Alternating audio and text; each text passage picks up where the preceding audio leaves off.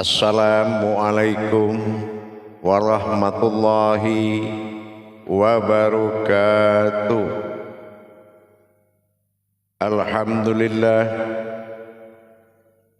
Alhamdulillahi rabbil alamin. Assalatu wassalamu ala asrafil anbiya'i wal mursalin, Sayyidina wa maulana Muhammad. Asyhadu an la ilaha illallahul malikul haqqul mubin, wa asyhadu anna Muhammadan abduhu wa rasuluhu was-sadiqul wa'adal amin. Allahumma salli wa sallim wa barik wa karim ahzanul nabil karim. Ihdinil ladzi min jalalika wa innal ladzi min jamalika wa innahu min malika.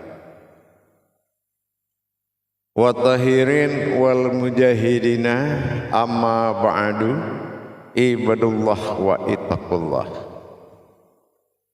Bersyukur kita kehadirat Allah dengan mengucapkan alhamdulillahi rabbil alamin atas segala limpahan karunia, rahmah dan hidayahnya, serta dengan izinnya juga kita dapat menjalankan amanahnya, beramal dan beribadah zahir batin dunia dan akhirat.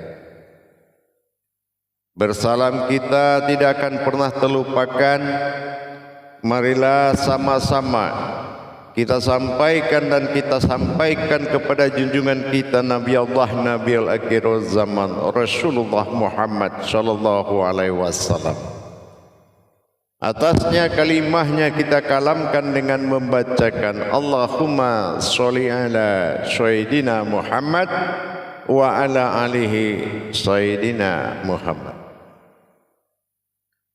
Alhamdulillah, bertemu lagi dengan saya Guru Mursyid Syekh Nur Muhammad Buya Irwan Maulana Al-Khalidi, Pasaman, Sumatera Barat.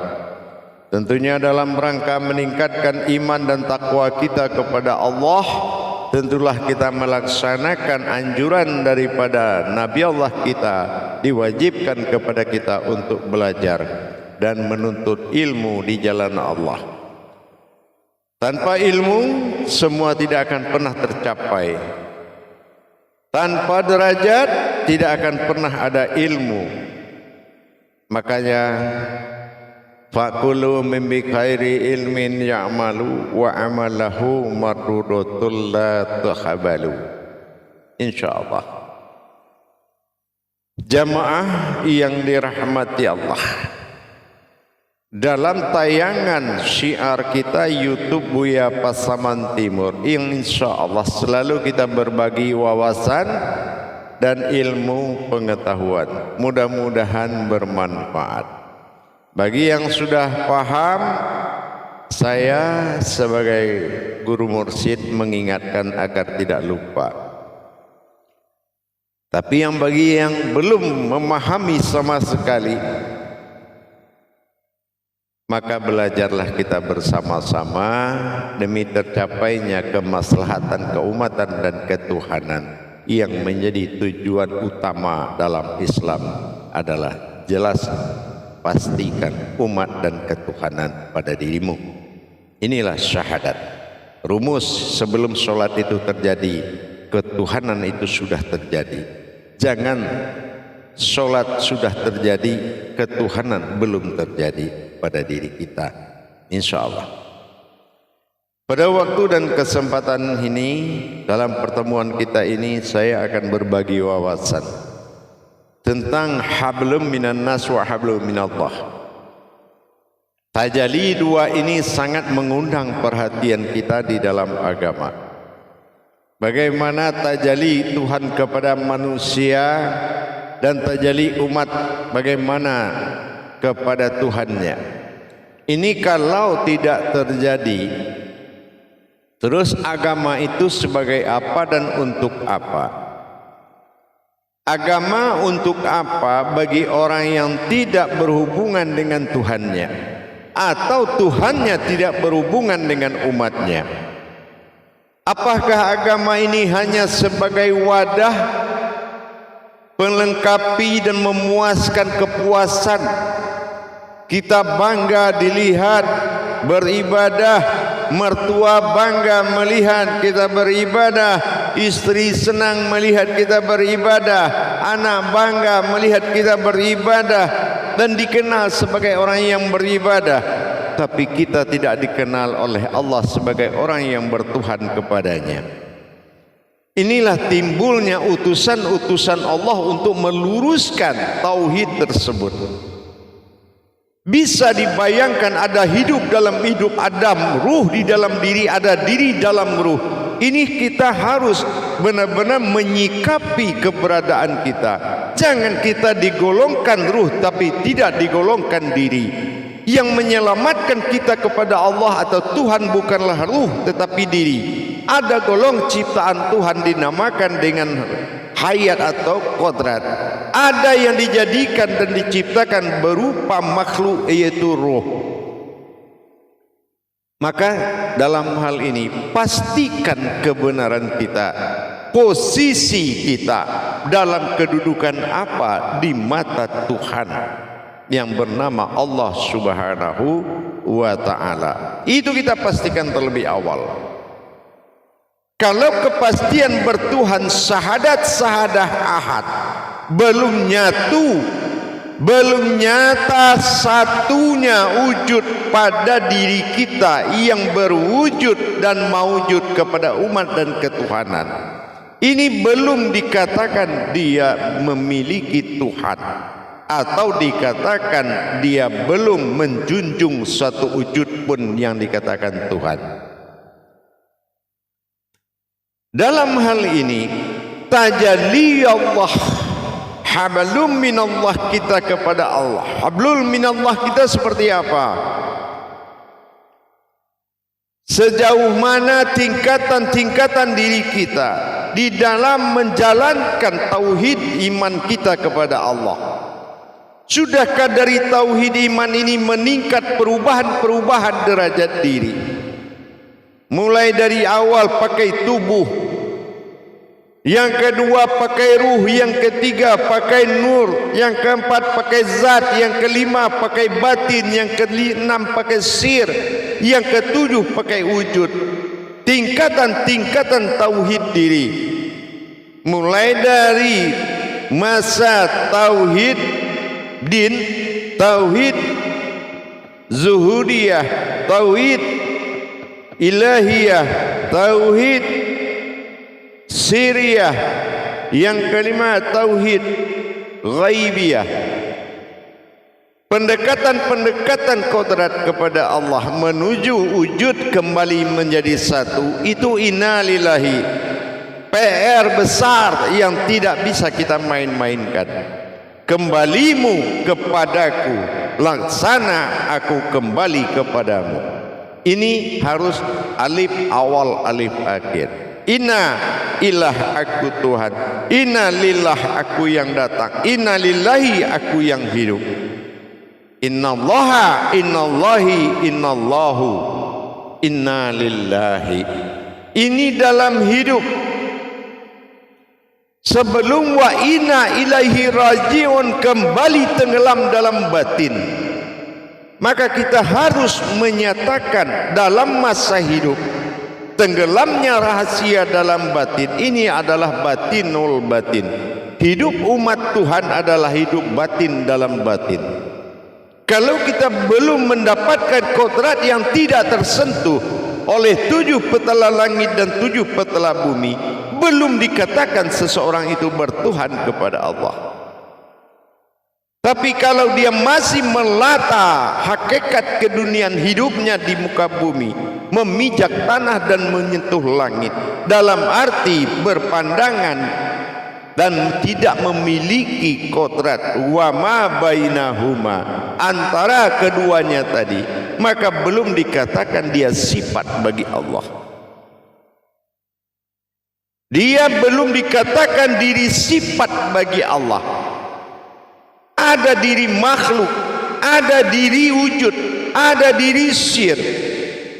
Ini aku dalam prasangka umatku. Di sini kita menegaskan kembali seperti apa wujud Allah dan berwujud apa Tuhan pada diri, sehingga maujudnya maujud siapa dan adanya siapa wujud. Perjalanan ini dituangkan dalam Al-Kisah hakikat di dalam Al-Quran. Pandai membahas titik, pandai mengkaji apa titik, bagaimana proses titik menjelma kepada alif, bagaimana alif bertingkah kepada ba, dan berwujud-wujud pada ayat-ayat lain. Maka kalau kita tidak bisa memahami ke situ, artinya kita sudah tenggelam dalam keyakinan yang tidak menyatu kepada rohani. Bisa jadi keyakinan itu menjadi kafir sindik. Kenapa? Karena kita tidak bisa membaca diri kita di dalam Al-Quran. Padahal Al-Quran adalah bacaan diri. Al-Qara'an, an itu adalah batin hayatnya Allah pada diri. An-Nas, Al-Quran, an'amta alaihim. Mana ta'alaihim, mana diri yang dikatakan wujud Tuhan, diri yang dikatakan wujudullah. Kalau kita tidak bisa mengerti tentang kodrat Al-Quran bernama hijaiyah, maka ini akan tenggelam dalam cerita leluhur yang diceritakan orang yang mirip orang leluhur. Apa itu? Ada ulama dalam syarak tapi tidak ada dalam ikhwan Al-Quran. Nah, ini yang berbahaya. Apalagi muncul pemberani-pemberani ceramah yang tidak menyentuh kodrat ketuhanan pada diri seseorang. Dia saja tidak tahu mana kodrat Tuhan dalam diri orang itu, tapi dia bercerita Tuhan tentang orang itu. Ini yang berbahaya. Maka kita harus memiliki landasan tauhid kitabullah. Landasan tauhid kitabullah inilah yang menjadi pandangan pertama puncak kebenaran dahlihi, yaitu dalilnya Allah. Tidak bisa kita menjalankan suatu prinsip ketuhanan dengan dalil sunnah. Itu bukan bimbingan rohani. Bimbingan rohani itu adalah dalil Allah. Mana dalil Allah? Kalam yang tidak terputus. Kalau kalam yang terputus sudah ada pada Al-Quran 6666 terputus, terus apakah kita dengan Tuhan terputus? Tidak isyarah, tidak adanya wahyu, ilham laduni, irhas, hadam, apakah terputus juga? Tidak. Karena Al-Quran yang kita lihat adalah Lauhul Mahfuz, suatu hal yang dinyatakan. Sudahkah kamu bisa melihat dirimu dengan nyata bagaimana tajalli-tajallinya? Karena di dalam ayat ada khauli, dalam khauli ada munajat, dalam munajat itu ada ma'rifat, dalam ma'rifat ada kauni. Ayat Al-Quran adalah wahyu, tulisan bukan wahyu, tapi Lauhul Mahfuznya wahyu. Mana kita melihat alif seperti apa? Kalau dia terlihat pasti ada yang tidak terlihatnya. Kalau dia bernama ada kodratnya. Sudahkah kita paham melihat diri kita sendiri, membaca diri kita sendiri? Al-Qara'an, Al-Quran, Al-Qur'ain. Ini yang paling penting. Memahami jalur-jalur ketertiban an'amta alaihim itu. An adalah diri, ta'ala itu adalah Tuhan, ihim adalah berupa wujud diri. An, sudahkah kita bisa Al-Quran, Al-Qara'an dan Al-Qur'ain, membaca, memahami dan menyaksikan apa yang disimpan di dalam Al-Quran? Makanya dikatakan ya hayyuallazina amanu, wahai orang-orang yang menerima amanah. Amanu, aman, aminun, amanah. Ya, amanah, imanah, imanah aman. Maka dikatakan orang yang sudah mendapatkan amanahku maka dia amanlah. Aman apa? Amnya derajat, yaitu wujud yang terlihat pada rohani. An adalah batin yang hayat hidupnya Allah. Inilah kitabullah. Sudahkah kita sampai di situ? Sudahkah kita paham tentang itu? Kalau tidak paham, mana bidalihi marifatul haq fi ilmi? Mana dalil yang dikatakan kebenaran ilmu itu adalah dalilku, kata Allah. Tapi tentang dalil Allah, kita berdalil lagi kepada sunnahnya Allah. Ini sudah menghindar dari pencarian mata hati dan mata batin. Petunjuk tidak akan pernah, sebuah pohon tidak akan pernah takluk kepada sebuah ranting. Hanya rantinglah yang akan mengikuti alurnya pohon. Ini antara iman dengan ilmu. Begitu kita memahami alam ilmunya adalah agama, bertauhid sahadat dengan iman, mengimani adanya Allah dan Tuhan, tapi di dalam masa tauhudun, yaitu Allahudun wal Muhammadun, masulat tahap sahadat tunggal, yaitu terjadinya kejiwaan Tuhan dan umat di dalam satu kodrat. Nah, inilah yang dikatakan nahnu tadi. Jadi kalau kita bisa mendapatkan kodrat dan derajat hakikat ketuhanan, hakikat, tentulah kita harus paham mana hakikat dari segala bentuk tadabbur Qur'annya. Apa fungsi alif pada diri? Bagaimana pengembangan terjadinya alif sampai dia bernama alif? Begitu juga dia bertajali kepada ba, jatuhnya ba dan bertitik di bawah. Adakah kamu tahu cerita tentang dirimu di dalam ba itu? Apa ba itu? Bukankah Al-Jabar Al-Quran itu? Kenapa kamu tidak mampu menjabarkan sehingga lari kepada sebuah riwayat dan kitab keimanan? Ini akan menjauhkan kita dalam tauhid. Kitab apapun yang lahir di dalam iman, sementara Islam saja didahului oleh syahadat, mana mungkin bisa diiman membahas ke tingkat syahadatullah kalau tidak syahadat yang membahas iman. Alhamdulillah para hadirin dan hadirat, mendapatkan diri yang sejati menjadi sejatinya diri perlu pencarian ketuhanan dan ketunggalan. Ini yang dikatakan dengan syahadat tauhudun. Tapi Allah belum menjadi Allahudun, belum lenyap di dalam suatu sifat batin, belum mampu mengetahui tentang batin, persembunyian tentang asmanya Allah. Muhammadun, bagaimana perwujudan yang sebenarnya yang dikatakan sifatku memujiku dengan kalam Muhammad, ini belum menjadi satu kodrat. Bagaimana bisa alif kembali kepada alif? Nyatanya di situ.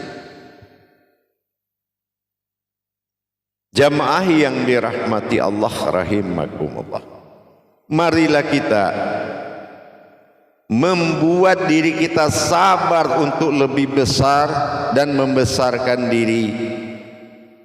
Sabar, hanya Allah yang mampu besarkan kita.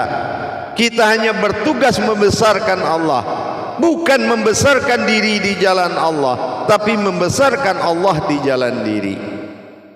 Kajian tajalli Allah dan tajalli umat, hablum minan nas, tidak semudah itu kita memahami kajian tersebut. Kalau tajalli perjalanan lau mahfuznya menuju hakikat yang hakiki tidak mampu kita tuangkan, memperjalankan umat. Terus kita ulama apa? Sebagai ulama diutus untuk apa? Bukankah Allah katakan firasyatal anbiya, mana sebagai ulama yang pewaris para nabi, al ulama firasyatal anbiya, pewaris nabi itu pewaris batin Tuhan, ya, dia adalah pewaris utusan, rohnya usulnya Allah, ruh yang diutus oleh Allah, hayat. Dan sudahkah dia menceritakan tentang Tuhan dalam makom kalam wahyu yang tidak bersentuhan dengan tubuhnya? bukan seorang yang beramal cari pahala cerita Tuhan. Ingat, agama sudah halal, jangan dihalal-halalkan lagi dengan cara lain. Ini akan mempersulit umat untuk mendapat sejati dirinya adalah Tuhan. Akan mempersulit umat dengan mendapatkan sejati dirinya adalah Tuhan. Tuhan, awal diri adalah Tuhan. Ilah badal wahid tunggal mula jadi. Kisah dia dengan Tuhan aja dia tak paham, apalagi sudah praktek dalam iman. Mari kita kembali kepada kenyataannya.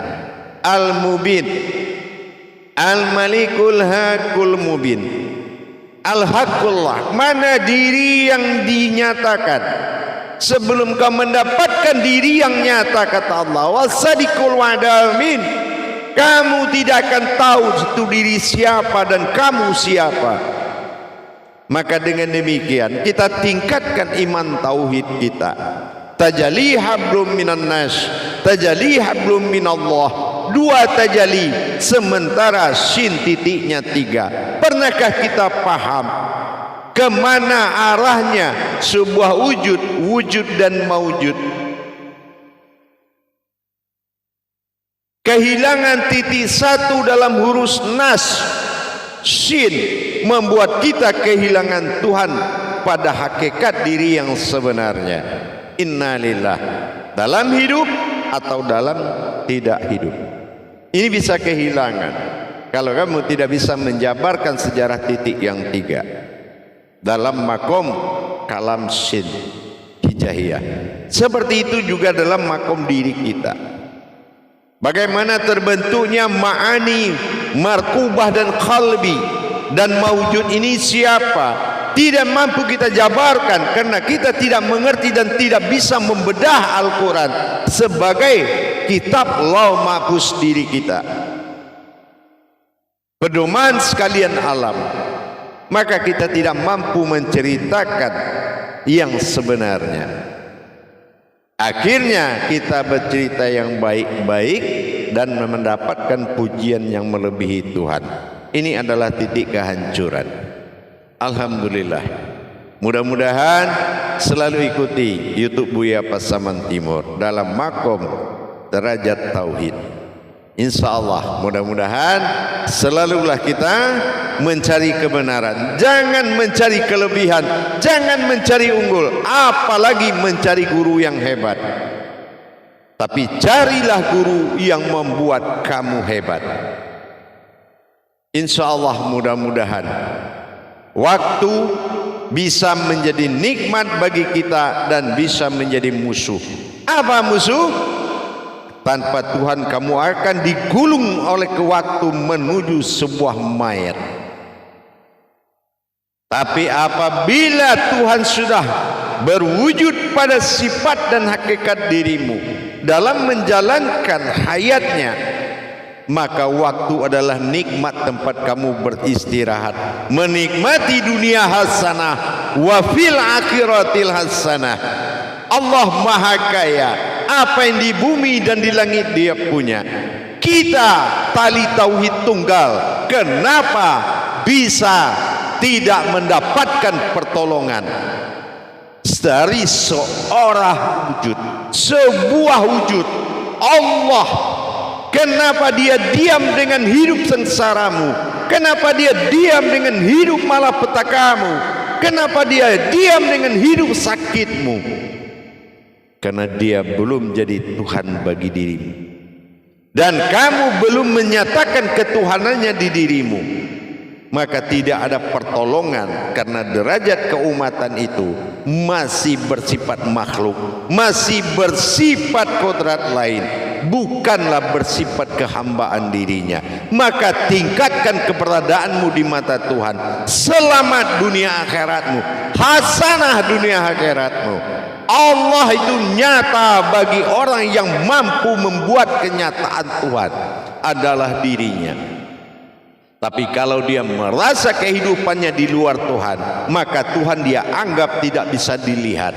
Dan Allah ada di alam khayangan seperti dewa-dewa, yang mana dia perlakukan Allah itu seperti dewa. Apabila dia butuh, dia meminta, begitu dia dapat, dia pergi. Ini lebih parah. Jalan ibadah dijadikan tempat bersugestinya, yaitu tempat dia memberhalakan Tuhan, karena hanya punya kemampuan meminta tanpa ada memiliki kemampuan menyembah. Ini yang berbahayanya, bukan sekutu lain, tapi sekutu rohani lah yang paling berbahaya. Insya Allah mudah-mudahan di lain waktu kita akan meningkatkan kajian iman tauhid kita. Jangan kita tidak mampu melihat kita di mana kita diperjalankan dalam Al-Quran. Lau mapus atau kenyataan diri itu ada pada Tuhan. Kalau kita di Al-Quran itu tidak mampu menceritakan dan mendapatkan ilmu, tidak menyampu menjadikan Al-Quran ini kodrat, maka kita tidak akan kenal siapa Al-Quran. Siapa Al-Quran itu? Insya Allah. Mudah-mudahan kebenaran itu tetap berpihak kepada orang yang benar. Insya Allah, mudah-mudahan para hadirin dan jamaah sekalian, apa yang kita sampaikan nanti akan kita tingkatkan belajarnya lagi dalam makom tauhid. YouTube Buya Pasaman Timur selalu akan menampilkan, membimbing dan menuntun kebenaran umat kepada Tuhan. Insya Allah. Alhamdulillah para hadirin dan jamaah semuanya, mudah-mudahan bermanfaat. Bagi yang tidak bermanfaat atau bagi yang sudah bisa, ya saya hanya mengingatkan. Dan bagi yang belum, bersegeralah kamu menentukan Tuhan. Hidup ini pilihan. Kalau kamu belum memilih Tuhan yang bernama Allah menjadi kodrat atau menjadi sembahan, menjadi uluhiyah rohanimu, maka rohanimu tidak memiliki makom. Rohanimu akan menjadi ruh, tapi bukan ani, kata Allah, bukan ruhku. Maka makhluk lain akan menunggu kedatanganmu kalau kamu tidak cepat menggeser ruhmu menjadi ruhaninya Allah. Insya Allah.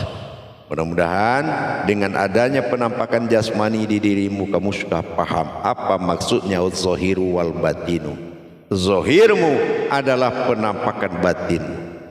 Ingat, insya Allah. Barakallahu ya Karim, ya Rahman, ya Rahim. Yang ingin mendapat bimbingan silakan mencari di Play Store Anda, yaitu aplikasi Buya Pasaman Timur. Ikuti prosesnya. Insya Allah nanti kita akan masukkan ke dalam grup jemaah belajar. Insya Allah.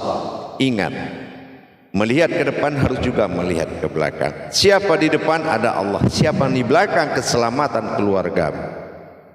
Jangan dia dibawa ke alam yang tidak bertuhan. Dimanapun kamu berada ada Tuhan, insya Allah.